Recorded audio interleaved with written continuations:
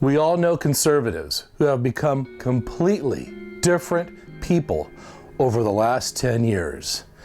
They didn't just change their opinions, they changed priorities. For example, the right to own AR-15s is more important than protecting children, until those guns appear in public spaces where power feels threatened. That being said, we can't have guns. We can't walk in with guns.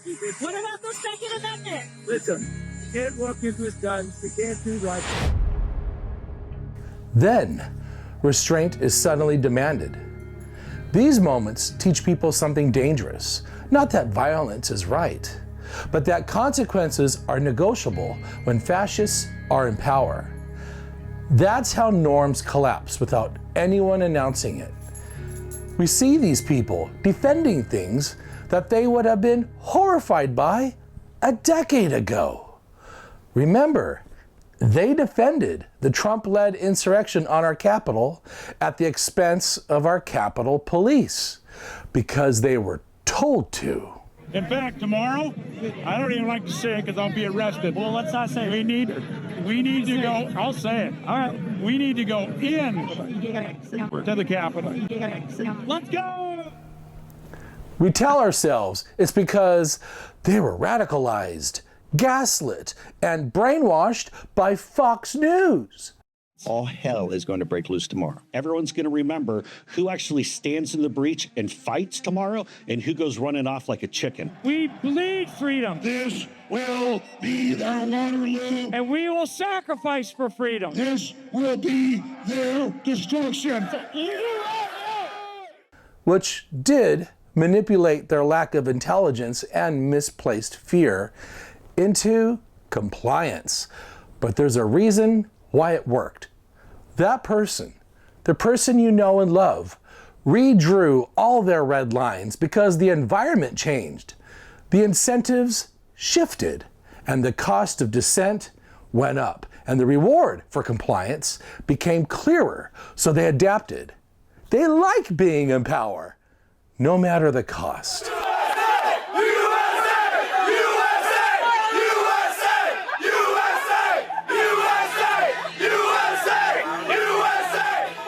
Even at the cost of their own freedom. Remember, gotta own the libs. Can you tell me what owning the libs means to you? Prove them wrong, because they're wrong about a lot of things. And, I don't think they even necessarily mean to be wrong. They just don't know what's right. And give me one example. Okay, well, there's too many examples. I don't know. I can't think of one off the top of my head. There's so many, there's got to be one. Something that they are wrong about. Owning the liberals, I never thought that we would even be here standing, even talking about liberals. They didn't change their values. They traded them in for safety, belonging, and control. That's how we got here. It's how decency died, how compassion became conditional, and justice got sacrificed. Look up the Enabling Act of 1933. Emergency powers, suspended rights. The public was told these measures were temporary, necessary, and for their own protection. Ordinary people didn't think they were abandoning democracy. They thought they were preserving order. All of this has happened before, and it's happening again, right now.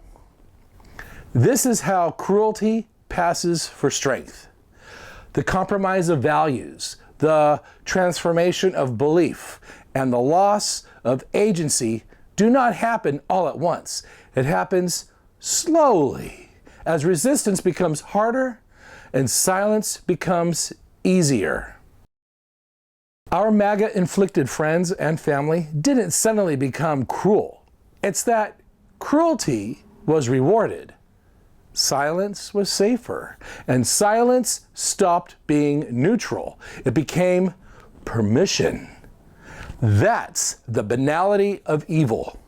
Ordinary people choosing compliance over conscience, one quiet decision at a time, while those of us who choose to stand up are killed.